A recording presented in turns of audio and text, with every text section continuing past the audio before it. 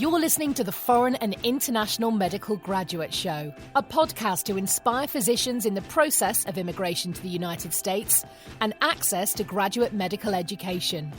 We create meaningful and helpful content that motivates medical students and doctors throughout the world, with the goal of creating a community that supports itself and gives feedback to each other, that stays updated with the most recent tips and advice on how to make it in America and become a successful resident or fellow in the speciality of your dreams. Dr. Alonso Osorio is board certified and residency trained in both emergency and family medicine and will be bringing you 20 years of his personal experiences, struggles, and motivation. We'll be chatting with people like you to talk about the lessons they've learned along their personal path, how to make an impact, and how we can all benefit from it. Also, we'll analyse the current resources available and how to benefit from them. Thanks for joining us. Please enjoy the show. Hello and welcome to episode number 22 of the Foreign and International Medical Graduate Podcast. I am extremely excited to have Dr. Giselle Melendez. Dr. Melendez and I go back literally 20 years ago when we initially met at the University of Miami at the Jackson Memorial Hospital doing our observerships at the William J. Harrington Medical Training Programs for Latin America. And she decided to take an hour or so from her extremely busy schedule and her family to be here with us today to speak about her very specific path. And one of the real reasons why I brought her over is because in the online forums, and specifically I've been seeing people reaching out to me asking me about what to do to strengthen their CV, and they're asking me specifically about research. I would say I don't know much about research. I didn't do anything about it. So my job is to bring the experts, because Dr. Melendez is not only a medical doctor, but she also has completely based her very busy career on doing very specialized research. And she's currently residing in Winston-Salem, North Carolina, working for Wake Forest University School of Medicine. So Dr. Melendez, thank you for joining us. And I'm going to introduce you really briefly because your resume is rather impressive. So just thank you for being here. And I'm super excited to have you over because I know that many people that have a lot of questions on how to become a doctor in the United States are looking to have some information from you. Thank you, Alonso. It's my pleasure to be here and discussing this unorthodox path for me. Yes, so Dr. Melendez is a natural, originally from Venezuela, and she went to University Centro Occidental Lisandro Alvarado in Barquisimeto, Venezuela. She graduated from as a medical doctor in 2003, and currently, as I said, she's doing extensive research at Wake Forest University. Dr. Melendez has been in the U.S. since 2006, and she obviously came here to pursue a career in science. She has completed so far a postdoctoral fellowship in cell biology and anatomy from the University of South Carolina. She's focusing mainly on research on heart failure and extracellular remodeling, and completed an additional postdoctoral training in preclinical models of cardiovascular disease in non-human primates with the Department of Pathology at Wake Forest School of Medicine. And in 2015, she joined Wake Forest School of Medicine's Department of Cardiology to conduct basic and population cardiovascular research. Well, as you can see, guys, she's extremely specialized. So Dr. Melendez, can you tell us more about yourself and about what you exactly spend your days doing at the lab and in your office? Sure. As you very well pointed out, I'm a physician scientist. I joined Wake Forest in 2012. I became an assistant professor in the Department of Cardiology in 2016 with a dual appointment with the Department of Pathology section on comparative medicine. And I specialize in translational medicine. Specifically, I work in a new area, in a very new specialty called cardio-oncology. So what I specifically do is I conduct research trying to better understand what are the underlying causes of cardiovascular toxicities induced by cancer therapies. Many people tend to think that cardio-oncologies are tumors of the heart, but it's really the toxic effects of life-saving therapies. And that is what I do in a nutshell. I do conduct basic science studies. I work with non-human primates, and I also participate in clinical trials and conduct population studies. And for those purposes, I specialize in cardiovascular MRI, and I use imaging techniques for the population studies. I'm remarkable, humbled by that. I wish we had more people like you. So where this passion came from for research and to become a scientist on this way? You know, I'm so glad that you brought up the word passion, because passion is not a word that you frequently use in the same sense as a science. But, you know, I think in my experience, the most successful scientists, researchers, and innovators, they are 99% of the time really motivated by this passion. I think, you know, this is something that comes from my childhood in that regard. I think I still have my 5-year-old self inside me, you know, with an insatiable curiosity to understand the whys.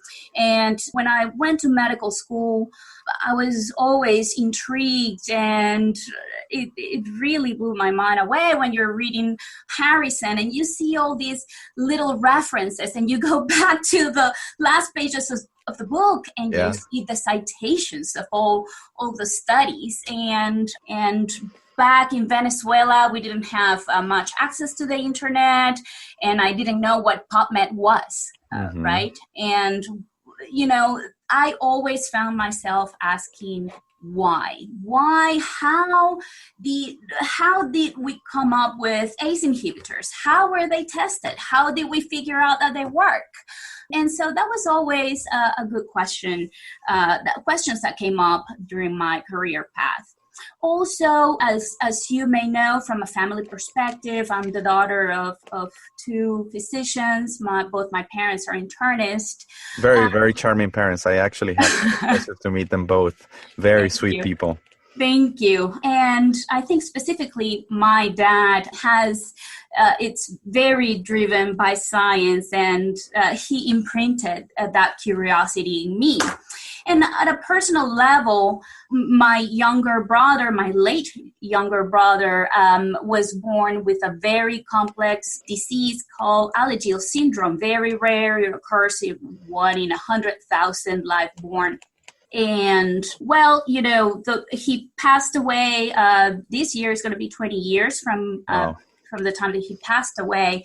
But he underwent a liver transplant because he had an atresia of the bile ducts. And, you know, when he passed away due to a chronic rejection of the organ, the first thing that came to my mind, and, you know, being at Jackson Memorial, taking care of him with my family and a remarkable team of doctors, the first thing that came to my mind was not how medicine failed us, but it was quite the contrary. It's the fact that we were lucky to have him for 15 years, and that was because of the advances in science.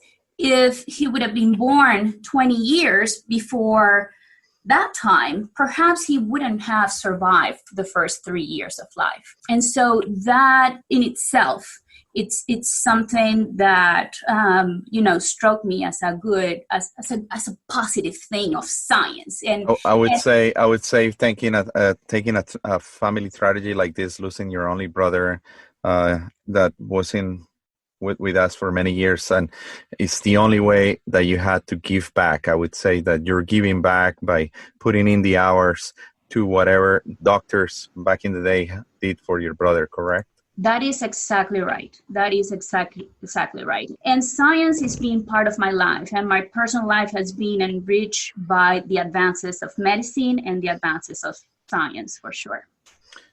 Dr. Melendez, I know it's been 20 years in the making to make it to this position that you're in this highly renowned university. By the way, guys, to our listeners, she works in one of the very few, only 5, tell me if I'm wrong, of the non-human primates research labs, or what we call monkey labs in the United States. So she has access to these specific animals to do her research. And tell us how a center gets to be privileged to be able to do these complex studies that I bet sometimes are ethically difficult to do. That's correct. Politically speaking, we are no longer a primate center. That's a very specific designation, but we call it our primate center. It's partially funded by the National Institute of Health and the NIH, and it's also funded by the institution. This is a very unique resource that we have here at Wake Forest University, and we are very proud of it. We have colonies of monkeys, and they serve as a link in between murine models, so small animals, rats and mice, and humans. And so, needless to say, we count with a remarkable, specialized, and talented group of faculty that conduct studies in these animals.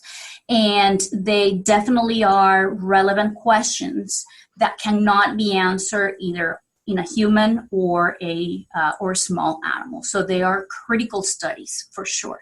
Yeah, this is awesome. Tell us about, how do you get here? I know that when we met, you didn't know if you wanted to potentially do clinical medicine since you were so focused on research from the very beginning. Tell us, what was the path over these 20 years that you have taken across the United States with your husband and now with your beautiful 3-year-old daughter? By the way, congratulations. Thank you. We're actually, guys, personal friends. We've known each other for a very, very, very long time. Her husband is a surgeon, and he works in the same estate as Giselle.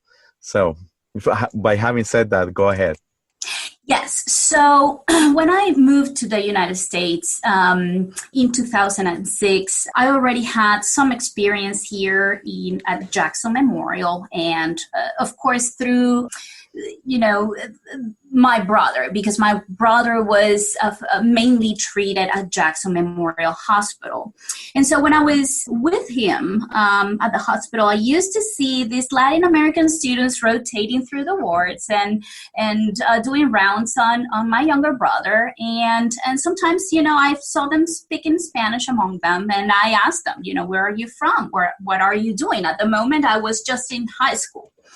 And so they explained that there was this program called the Harrington program. And years later, and then, back then I thought, ooh, how cool, I want to have that same experience. And so when the time came for me that I was already in 3rd or 4th year of medical school, I decided to apply to the program for 2 reasons.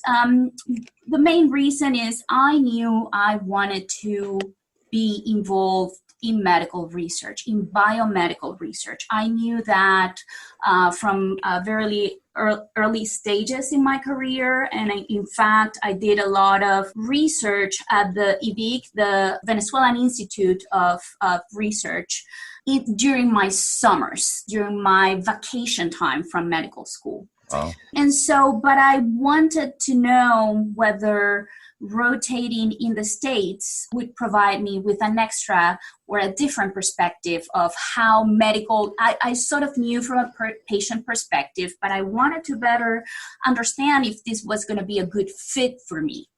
And so I applied to the Harrington program. I was accepted, and because my university didn't have the sort of the exchange program that you guys had in Colombia with the Universidad Industrial de Santander, for example, I was just able to rotate through the summers. So I did that during 2 or 3 summers, if I recall this well, during the last 3 years. So you were doing this during the gaps that you had in medical school. You were not really authorized by the university to come over. You just said, on my time off, I'm going to get it done.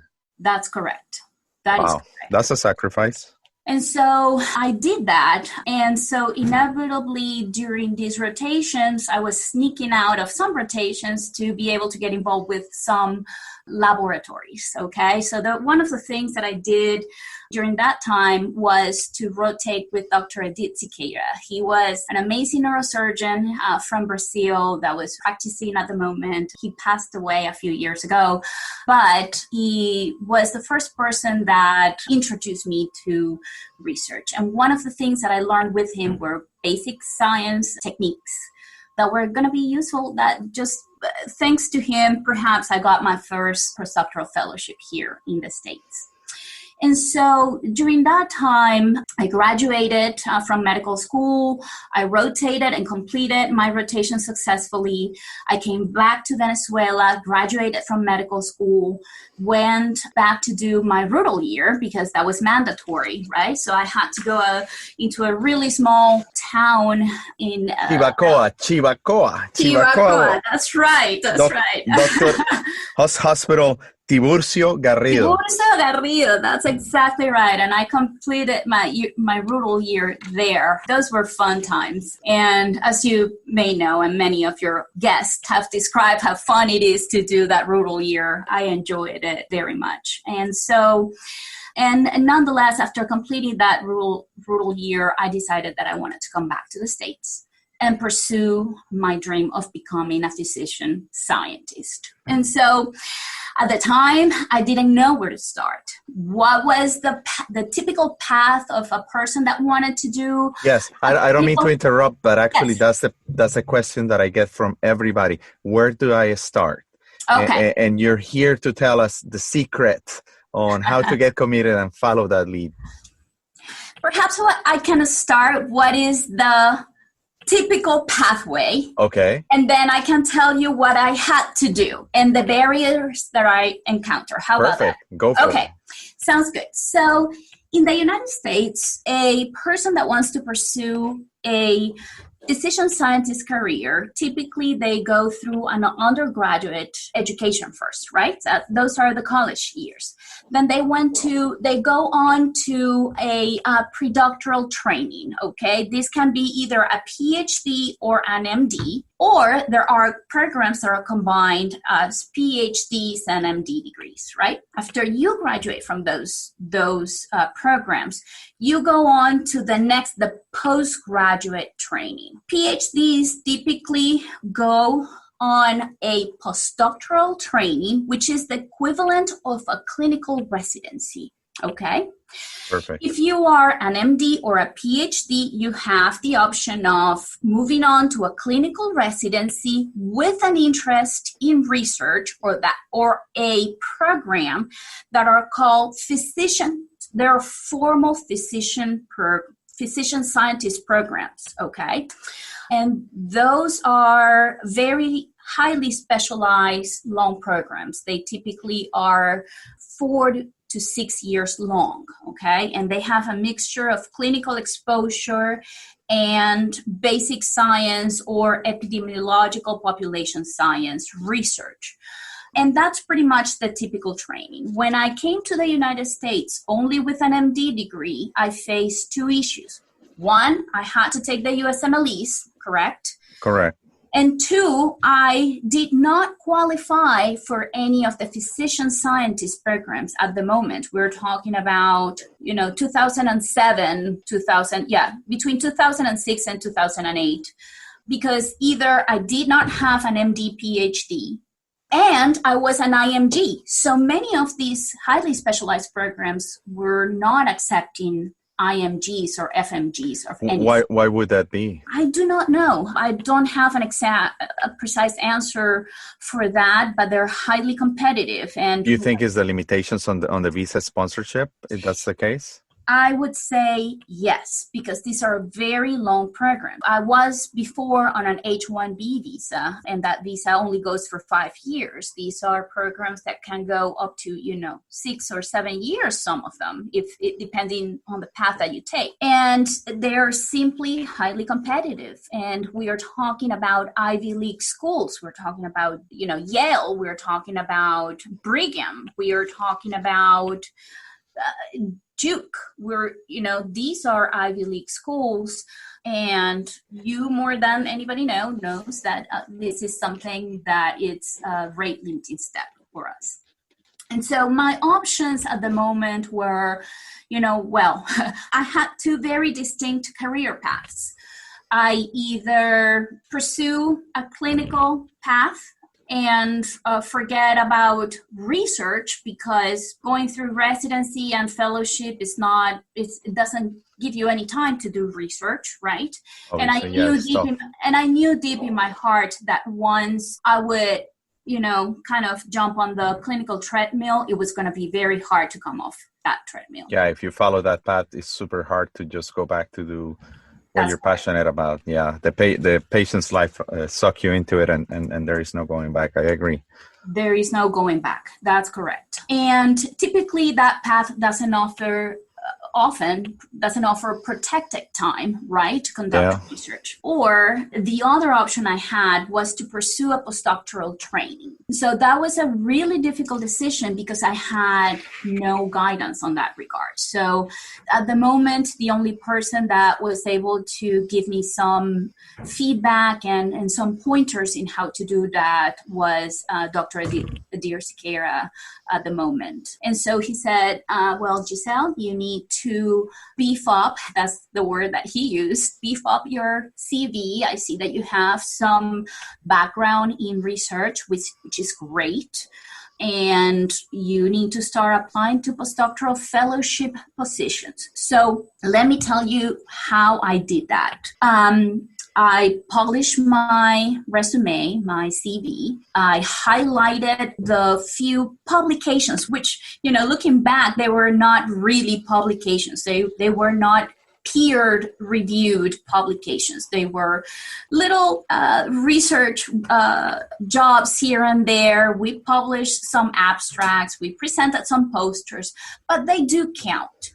And I crafted my CV in a way that would highlight some of the things that I could do in a lab and the experiences that I had in a lab. So when I was doing these research rotations in Venezuela, Caracas, at the National Venezuelan Institute of Research, I learned how to handle animals. Small animals are very widely used for biomedical research. I learned how to run some basic science studies like ELISAs, Western blots, even a little bit of PCR. And even though I wasn't an expert, that's something that I highlighted there in my CV. And I really had a person that I interviewed with that I really call him, he's my research father, Dr. Joseph Janicki, and he gave me my first postdoctoral position job. I remember you used to talk about him quite a bit. Long story short, to add a layer of complexity to that situation, at the moment, my husband, Diego, matched in South Carolina. I don't know if you remember that. Oh, yes. Matched in a categorical position for surgery. And at the moment, I was like, ooh, what do I do? And it's either his career or your career. Or my career, right. And so I remember that we were in that decision making of, do we get married? Don't we get married? What do we do? And I said, well, listen, if I get the job, I'll get married. But when I interviewed with Joe Janicki, he was in the process of moving from Alabama precisely. And all the stars aligned, and he was moving to South Carolina. Wow. On the what same a coincidence. university. at the same university where Diego, my husband, matched. And, I applied to many other positions and I was called to other interviews. And at the moment I decided, listen, this is what I'm going to do. I'm going to take the job. And he was a cardiovascular investigator, and that's what I wanted to do. And at the moment, the, naive 24-year-old self that I was at the moment, I thought, okay, I'm going to do this, and then I'm going to take the steps, and I'm going to go back and match into a clinical residency and continue my research and clinical. So you're saying that you said, let's give it a shot and do participate in the National Residency Matching Program, right? And I'll just go back and do research if I have time, right? Well, quite the contrary, what I wanted to do was be able to combine both things at a time, at the same time. And so I started my postdoctoral fellowship with him. I remember this clearly. And I remember my job interview with him. I came to the job interview, really well dressed, super nervous I read all his publications. Wow. And he started asking me questions about my prior research. And my fear was, what if I am not good enough for this? What if he sees through me that my research experience is not very thorough?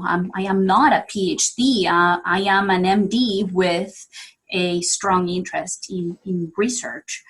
But, in the middle of the conversation, I even said, listen, if you think that this postdoctoral position might be not appropriate, I'm willing to do some other things, like a research assistant or something along those lines that can, get me up to speed in this trade.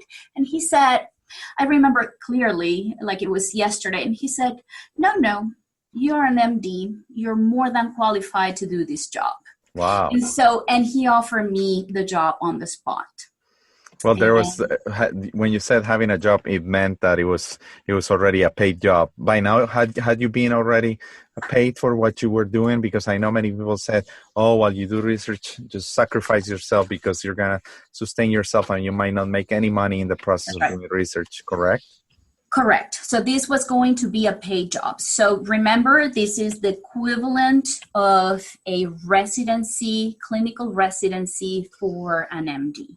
Okay. So it was a paid job. And with that, I couldn't contain my excitement. And as the Latin American person that I am, I went and hugged him.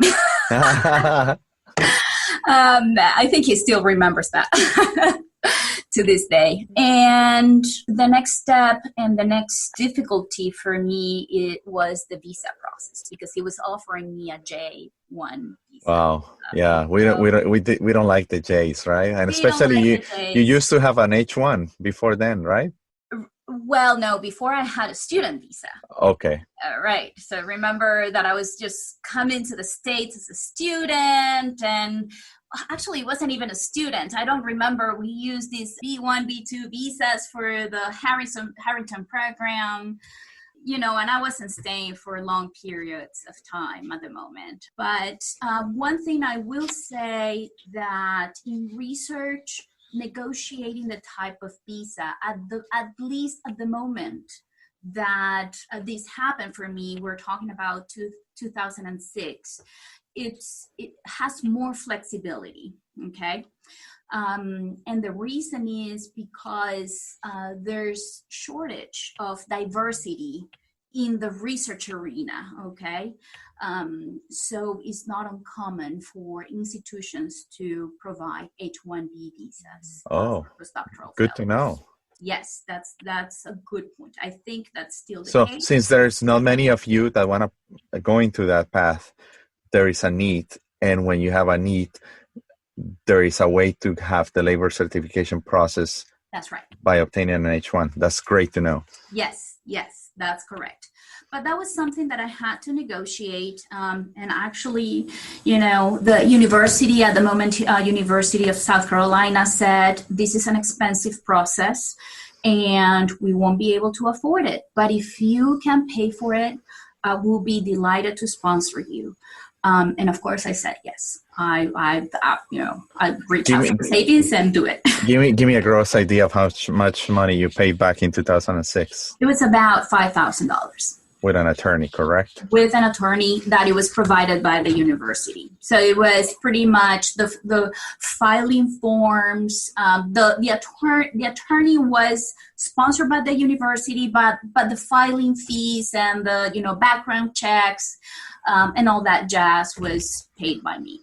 You had said earlier that you had when you presented to Dr. Joseph Janicki, you felt that your CV was not as strong, that you thought that you had some publications but they were not peer review. I'm looking at your resume here and you have more than 28, almost 30 peer review publications. That's a big deal. Can you tell us what's the difference in between just making a simple publication versus having a peer reviewed publication? Yes. There's different levels of publications, and there are different impact factor journals, okay? The higher the impact factor, the most scrutiny your research goes through. And the longer and the more effort it takes to get them published. There are many journals that are non-peer reviewed, which means that the editor makes the decision whether to publish or not. So those are publications that are not really well scrutinized. They do not go through a scientific rigor, okay? And they typically, in the scientific community, they're not well regarded. That's something that if a person wants to pursue a career in science, you need to be cognizant of these details. Also, publishing very small things in, for example, if you're going to publish a very small study in a very low impact journal, it may be good when you're starting up, but it's not good when you advance later in your career. So for example, right now I'm at the stage of transitioning from early career to a mid-career investigator in the pathway to becoming an established independent investigator. I'm expected to publish in journals that have high impact. So, for example, to give you a notion, circulation research, I think the impact factor is around 8.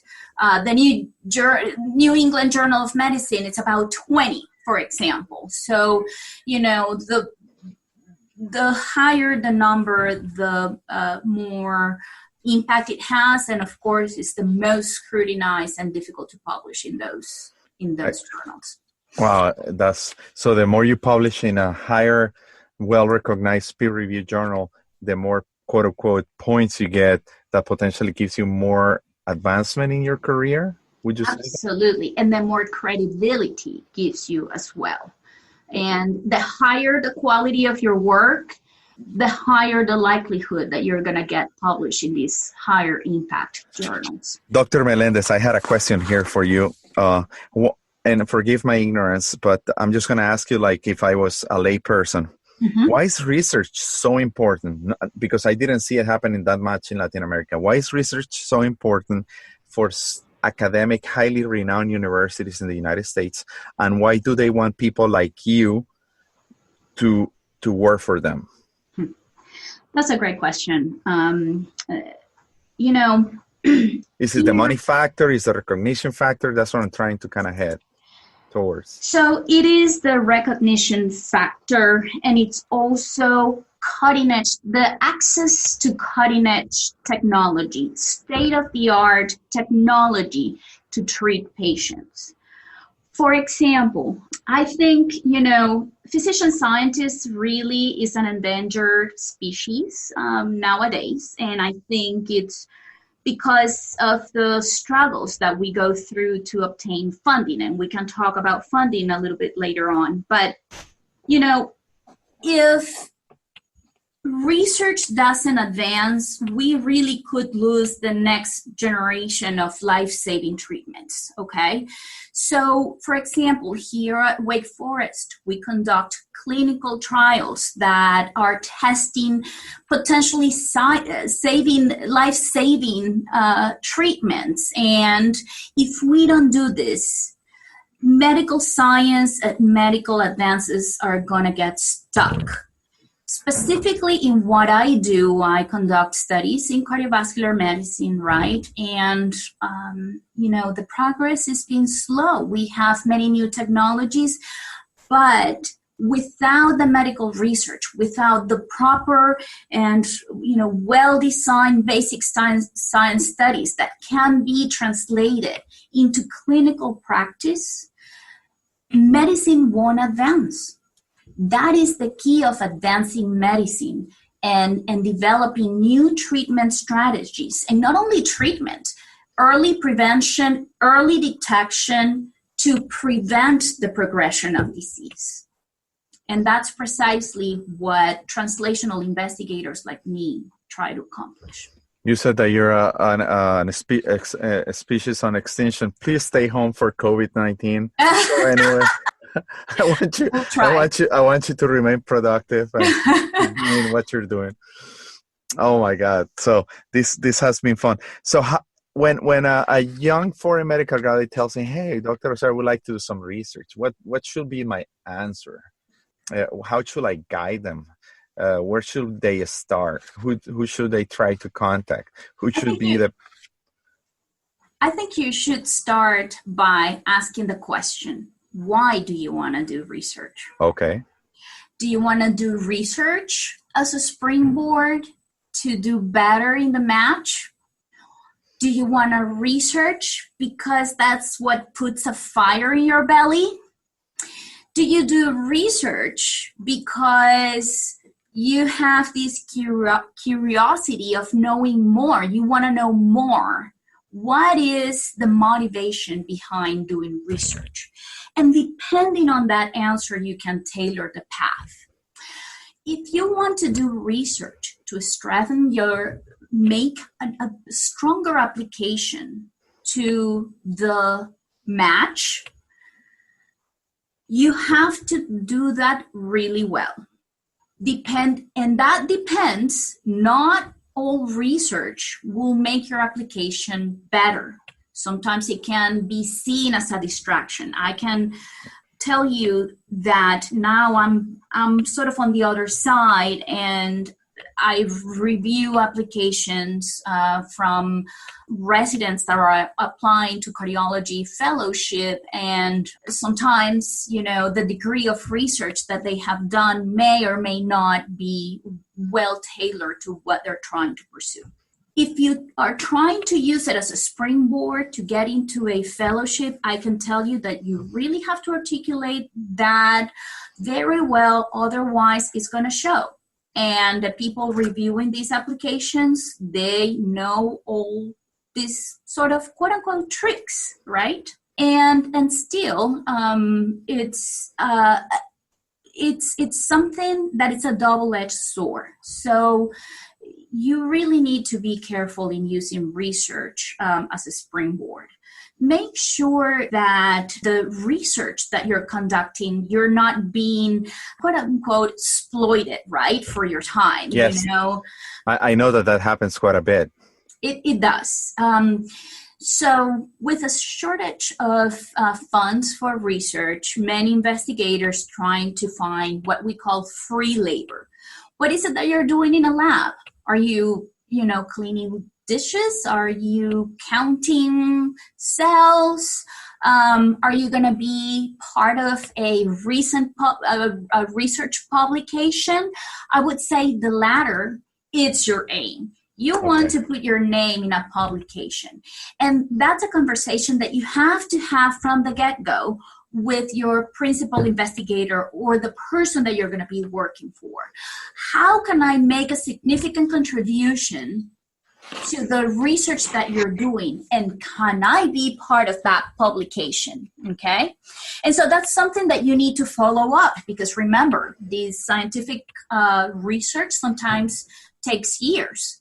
And if you're going to be rotating in a lab for 2 or 3 years, is that going to be enough? Is that going to be a significant contribution to be part of an authorship list in a research publication? Since you mentioned the authorship list, I know that at the very beginning, when people send you to the labs and you're looking for articles for any homework that they gave you at the university, they give you the citation at the end of the book that you need to look for. And I'm looking here, you're the number one scientist behind most of the articles that you have listed in your resume. To be number one, I know that it takes a lot of effort to be the number one, because then you say you have like 20 people chasing you and then et al. That's right. So, yes. How do you get included to be at least the last one in the title? Okay, so let me clarify that point.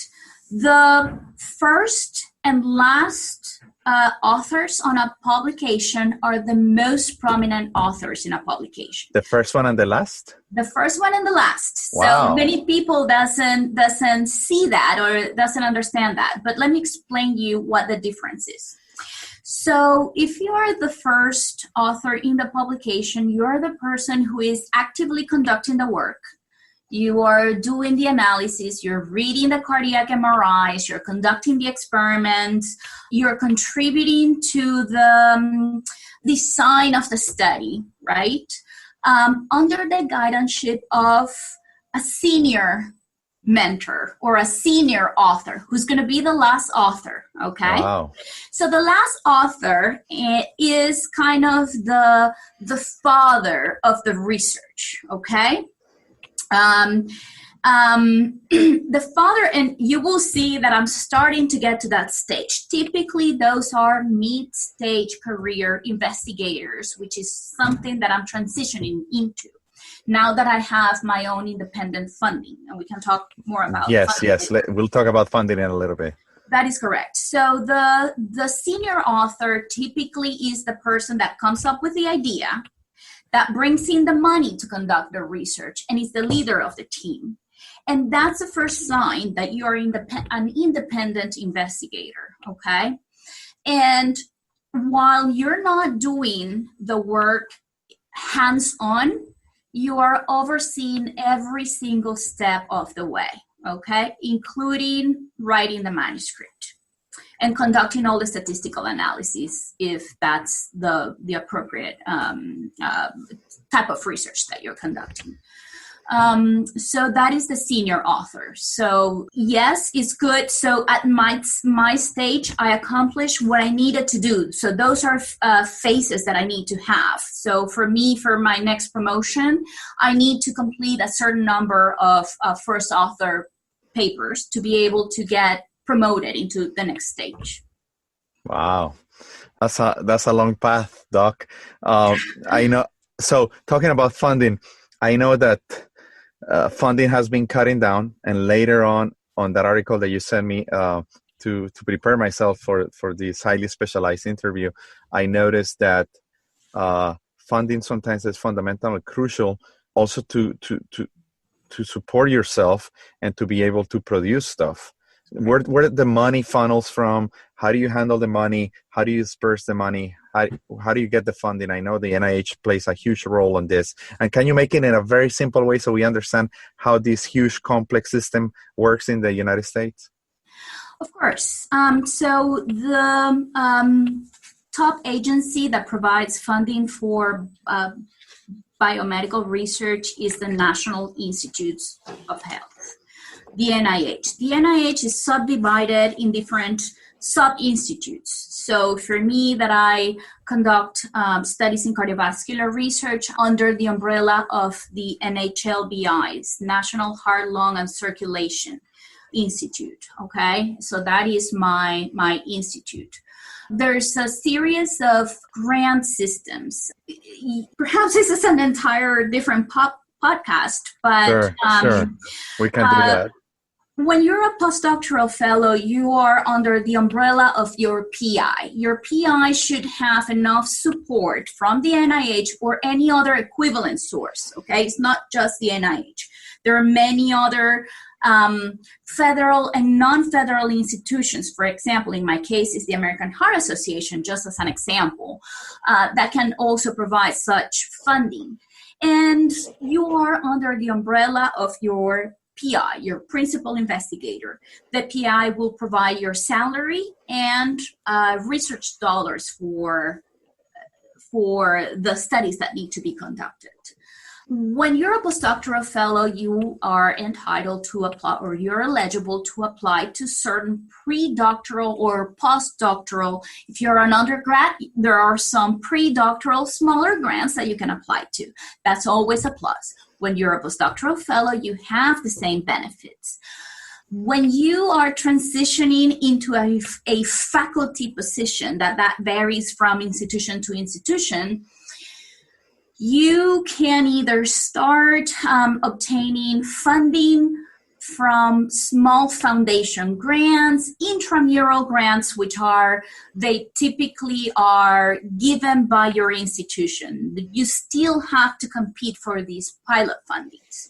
These pilot fundings, what they do for you is they help you to obtain critical preliminary data to compete for the big grants. What are the big grants? The big grants for an early career stage investigator, as I am right now, are K awards and R awards. The R series of awards are kind of the big grants. Think big bucks, right? That's kind of the goal of any investigator. And so, you know what makes me, you have done put so much sacrifice into it, and you said, I'm in the middle of my career, and it's been so much. It's so hard to be accomplished on this path. It's a lot of hard work, Dr. Melendez. Congratulations on that. So you were saying there is two types of award, the K and the R. The R is the big money, right? It's the big money, but the K, it's a very special grant, because it's something that is helping me transition from being a trainee or a postdoctoral fellow into becoming an independent investigator, okay? That means you have your own lab, you're responsible for your decisions, you're responsible for how you spend your money and whether you're productive or not. You are protected 100% just for research. There are other grants that you still have to do. Not all the grants protect you 100%. Right now, my salary is 100% covered by my grant. And this is the time to shine. This is a time to really show that you are productive. For me to obtain this grant, these were really hard years where I was in my institution with not much institutional support, but I had to prove myself. I had to prove that I had what it was needed to become a successful investigator, and I think I still am under the loop, under the microscope. And I was lucky enough to get funded with little piles of funding from foundations, philanthropy. My chairman, Dr.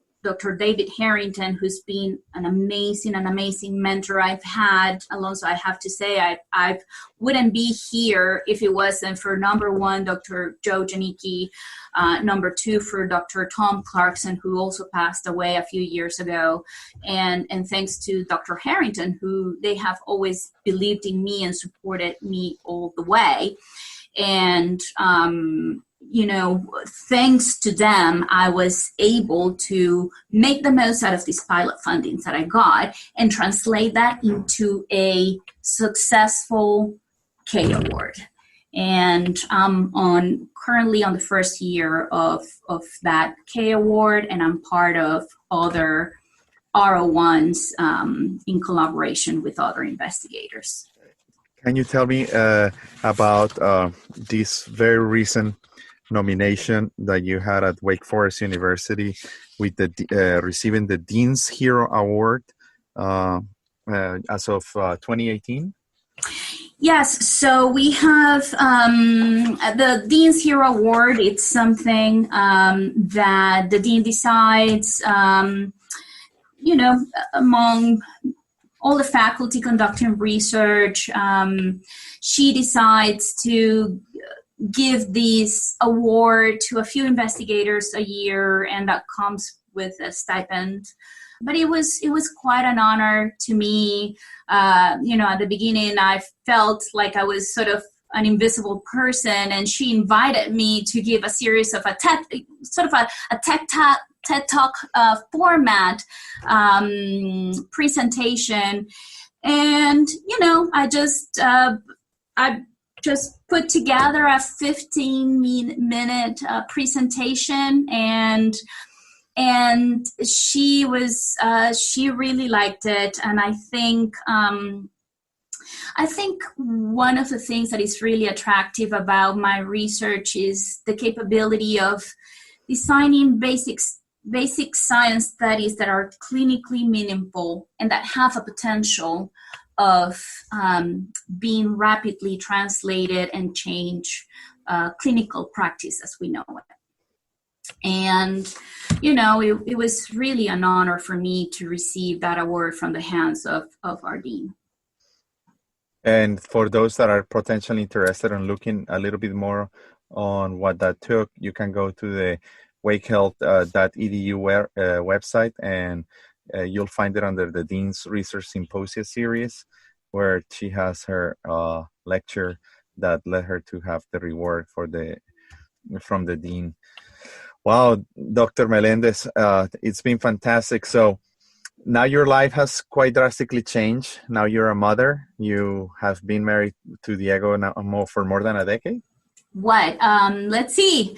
2006, we got married. 12 years. I lost count. 13 years. 13 years. Yes, thank you. So it's been an amazing path. I know that we stay in touch in one way or the other, either through Facebook, the internet, or through my wife. I think the girls talk more to the girls. But, what you have done for yourself is quite amazing. And I know your husband has put a lot of personal effort and sacrifice also to make you succeed. And you have done the same thing for him. And, guys, this was not a couples match, but eventually kind of turned into something similar to that, because it was about balancing the life of the success of one person that wanted to be a surgeon and one person that wanted to be a physician investigator. And obviously, she had to determine what she wanted to do for the rest of her life. And early on, instead of going through the match, she chose to eventually just dedicate her life to do research in I would say, cardiology, right? Because that's what you do. Correct. That's correct. 100% based on cardiology. Well, is there any other tips of advice from your personal life on how to make it in America for those people that feel at a loss? They don't know what's going to happen with their future. Right now, some of them are giving me calls about feeling depressed, about not having had much. They don't know what they should be doing for the next year or so, or sometimes they are just giving up on pursuing the certification in the SFMG. I know that that's not the case for you because you're ECFMG certified, but for those that don't get there. So, listen, not being ECFMG certified is not the end of the world. There are so many needs in many other areas of medicine where you can be extremely useful. And I have to say that even though I've always been clinically oriented or from the early beginnings, and then becoming a basic scientist, and then I'm back for full circle because now I'm also in a cutting edge subspecialty where it's new, and And it's not infrequent that I'm being called to get advice in how to take an approach in a complex cardio-oncology patient. So you don't have to be in a clinical path to feel fulfillment in what you do. I think, honestly, the only way to do great work is to love what you do. I think also that in order to be successful, I think your desire to succeed has to be greater than your fears. Sometimes we get dominated by fears, and the fear of failure is perhaps one of the first things that I had to overcome. And once you have the courage to overcome that fear of failure, many doors will open. That is one of my tips. The other thing that was beautiful. And the other thing that I would say is that many people seems to come to this country waiting for the big break, and you may think that perhaps Joe Janicki gave me a big break, and I feel like he did. We all have that person. We all have that person, but those opportunities, you really have to take advantage of them. And those big breaks, sometimes they come disguised as hard work. And if you don't recognize that, you are going to lose that opportunity. So there's no free lunch in this country. You have to work hard. There's no good substitute for hard work. And to me, that is key. Do your best and be passionate about it. And if you're not passionate about the path that you're on, look again. See what is it that puts a fire in your belly, and I can assure you, you will succeed at that. Dr. Melendez, and before I say goodbye, what it's been like balancing life as a physician researcher, and being a mother? It's interesting. It is a constant juggling act. Listen, sometimes I feel like I'm killing it as a mother and I'm killing it as an investigator, but as I'm falling asleep, I'm forgetting the pediatrician appointment that I had for my daughter yesterday. Or one day I'll be taking my daughter to the vet and my cat to the pediatrician type of thing. But it's a juggling act. And remember, and this is something that I think I learned from my mother. It's that you don't have to be perfect. You just have to be courageous, in these things. And, people are forgiven, but the first person that has to be forgiven is you towards yourself. And I think I learned many things, and I learned many things being the daughter of two very busy physicians. And one of them is I learned that gender was never a limit. I never, I never grew up with the notion that I couldn't do anything because I was a woman. And it's really not. I am also lucky to be in an institution that is very diverse, that is very supportive of women. Listen, being a woman is not a limit. And I think my child will be a better person because of the way that I am passionate, and her father is also very passionate about his work. And at the end of the day, I hope that she will get inspired by what we do, and that sometimes, it's true. Sometimes we cannot be there for her all the time, but that will also give her a sense of independence. And that was the experience for me growing up as a very busy physician in Latin America. And yeah, I think also the other thing that I learned growing up was that status really doesn't define a person. I really met very, powerful people in my home country, deans of the medical school and very important physicians. And I really didn't care what they were. I just wanted, all I care about is that they were kind to me. And that is something that I want to pass on. Not because you are you're at the top of the hill at the moment. Keep being kind to other people, because that's what's going to have an impact on that person and on the career development of that person. And especially, me, that I deal with medical students. Dr. Giselle Melendez, it's been an hour plus of time here with you. And I'm going to tell you, despite the fact that I felt that I knew you very well, I don't think I had a skim of the depth of your life and your personality. With the very few statements that you have said during the last 5 minutes, they're so moving and they're so deep that I think I know a different Giselle of what I have gotten to know this far, because this platform is trying to bring that out of people, and I think to motivate those that don't know or they feel at a loss, and you have accomplished the goal of making them feel better and probably reassured and probably try to find a way to make it in the U.S.